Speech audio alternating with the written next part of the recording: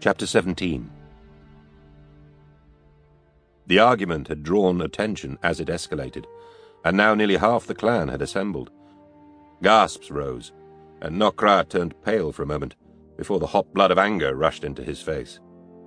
Durotan, son of Garad, son of Durkosh, I challenge you to the duel of honor.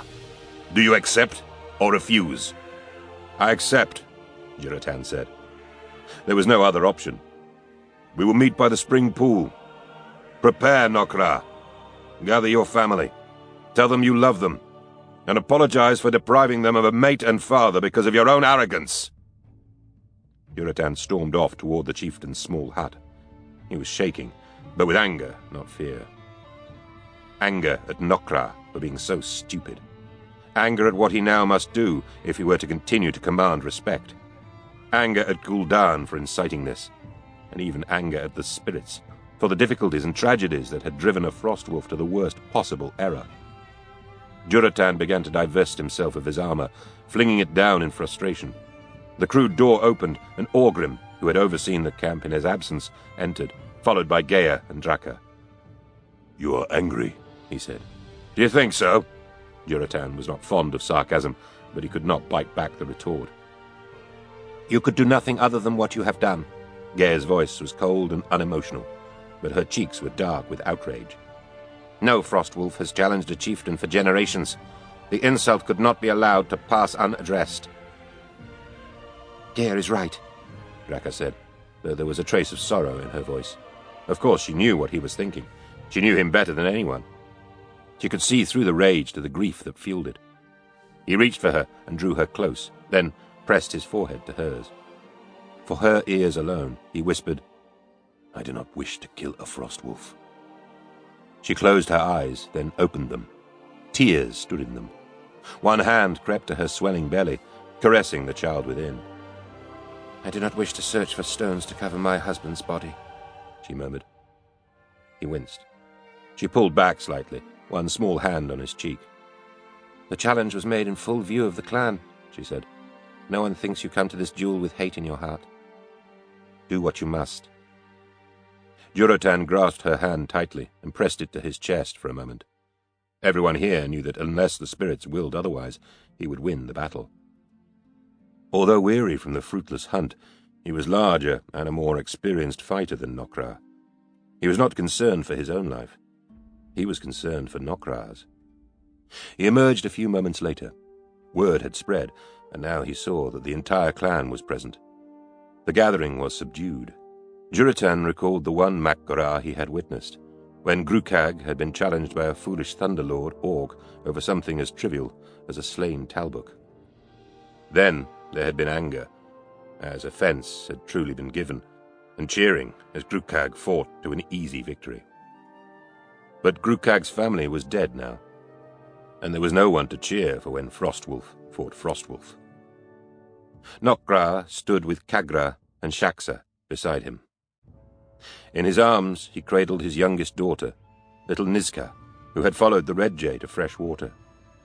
When he caught sight of Durotan, Nokra gave the little girl to Kagra. Nizka began to cry and reached out for him, but Nokra gently pushed both her and her mother to the side and strode forward. Shaxa was openly weeping. They stood facing one another as Drek-Tar was led forward. The elderly shaman halted and released Palkar's arm. I am glad my eyes cannot see today, he said. If they would witness a battle to the death between two Frostwolves. It pains me, and it pains the spirits who have watched our struggles. I have known you both since you drew your first breaths. My heart aches to think one of you draws your last today. I will bless both of you, for only the spirits will decide the outcome of this imprudent battle. He reached into his pouch and withdrew a vial of oil. Nokra, give me your hands, he said. Nokra did so. Gently, Drek-Tar placed a drop in each huge palm. Spirits of earth, air, fire, water, and life, guide you to your destiny. Greet it well, as a Frostwolf should. While life is to be valued, death is not to be feared. He repeated the ritual with Durotan. When Drek'tar had finished the blessing, Durotan rubbed his hands together, then placed them on his heart, letting the sweet scent waft up to his nostrils. Drek'tar bowed his head and let Palkar lead him away. The younger shaman threw a backward glance over his shoulder. Once the two were safely away, Durotan and Nokra looked at each other. Durotan wanted to urge Nokra to withdraw the challenge, but that was impossible. He would appear weak for doing so, and Durotan would appear weak for allowing it. Oh, spirits, has it truly come to this? Durotan had barely had time to form the thought when, head lowered, howling a wordless cry, Nokra charged him like a raging cleft-hoofed bull. Durotan leapt to the side, striking the still hard earth and rolling. Nokra's forward momentum carried him several paces before he was able to turn. Durotan was on his feet in a fighter's stance, ready to leap in whichever direction served him best. He let his focus narrow to himself and Nokra. It was almost, but not quite, a trance, this hypersensitivity to his opponent. He had learned it from his father when he began to hunt, and had honed it in battle since then. Durotan could still not believe he was using those skills now against a fellow clan member. Nokra grunted, taking a breath to size up his opponent. Durotan took advantage of the pause and leaped forward, angling himself so that his right shoulder slammed into Nokra's upper chest, while his left arm snaked upwards. He tangled his fingers in Nokra's long hair and yanked hard. Nokra howled as his head was hauled down. Durotan continued his forward motion, letting his body roll over Nokra's back and relentlessly driving the other orc forward down into the dirt. But Nokra rolled too, jerking his head free as he hit the ground on his side rather than his front. Durotan was left holding nothing but a bloody chunk of hair and scalp. The sudden release of tension threw him off balance, and Nokra was able to slam his fist into Durotan's face. Durotan felt teeth break and tasted blood as he stumbled backward. He stayed on his feet, but Nokra slammed into him, and they both went down. Nokra shouted wordlessly as he punched his chieftain's face. Once. Twice. Durotan shoved both hands up and between Nokra's swinging fists. He cupped Nokra's jaw in the heels of his palms and snapped his arms upwards so violently that Nokra's head jerked and he was flung backward. A heartbeat later, Durotan was on his feet, but so was Nokra. The two orcs snarled and slammed into one another. Their bodies, slick with sweat and blood, collided, and Durotan felt a rib crack. Judging by Nokra's yelp, he too had been injured. Growling deep within his throat, Durotan let the bloodlust take him. He had been challenged. He had to win, or die. Lok'tar Ugar. Instead of pulling away or attempting to attack, Durotan forced himself to go limp, bent his knees, and wrapped his arms around his opponent's waist. "Ah!" he bellowed, lifting up the other orc and hurling him a distance away. Nokra struck the ground hard and struggled to rise. Durotan was there. He curled his fingers into a fist and put all his force behind the blow as his hand crashed into Nokra's square, bony jaw. He felt bones snap beneath the force. One tusk had been knocked loose and now dangled from a bit of skin. Durotan drew back his arm for another blow. Nokra was wounded, nearly unconscious. Blood now covered his face. One solid strike would end him, end the Mak-Gorah. Durotan stayed his hand. Through the mask of gore, Nokra's eyes stared up at Durotan. Durotan had been challenged. He had been offered no choice. The law, ancient and always obeyed, was clear. The honor duel was to the death. Slowly, he uncurled his fist and leaned back. He stumbled to his feet, his enormous chest heaving as he sucked in air, calming himself. He heard the murmuring, but did not look at the crowd. He kept looking at Nokra. Nokra's chest continued to rise and fall, but he was beaten. He struggled to rise and failed, finally collapsing back and waiting for the death blow. It did not come. Durotan turned to the silent, watchful crowd and spoke. "We have suffered greatly," he said. "Firstly, the longer winters and shorter summers. The decrease of the herds, and their sickness. We survived. Then Great Father Mountain wept a river of fiery blood, destroying our ancestral home. We survived. We have endured poisoned lakes, withered trees and grasses, and lack of shelter and food. We have buried those whose struggles were not successful, and we mourn them. This world offers us challenges aplenty to show our courage, to prove that we are worthy to dwell in it. Challenges that should make us stronger, not set us at each other's throats. Our numbers are small, and they dwindle. I fight to lead you, to protect you, to keep you alive. I will not, by my own hand, add another Frostwolf's name to the list of the dead. My wife is with child, the only one of our clan at this time. Nokra is a father himself. Niska, Shaksa, and our other children are the future of this clan, and we must do all we can to be there for them. We will fight, yes. Fight to protect them and the rest of the clan. Fight prey, for food, and fight against the ravages of the elements.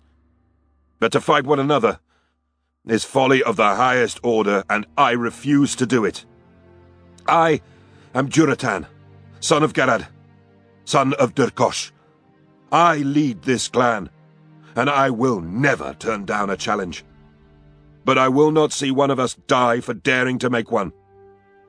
Does anyone else wish to fight? His eyes roamed the faces he had known all his life. Some looked angry, some relieved. Draka's eyes shone with pride, and she gave him a subtle nod. His mother, the lawkeeper, looked distressed, but said nothing. No one accepted his challenge. Durotan wanted to reach down and help Nokra rise, but he knew the gesture would not be welcomed. Nokra needed to keep what Durotan had left him of his pride, and Durotan could not afford to be seen as weak, or perhaps weaker than he already seemed to some. So instead, Durotan strode back to his shelter without a backward glance.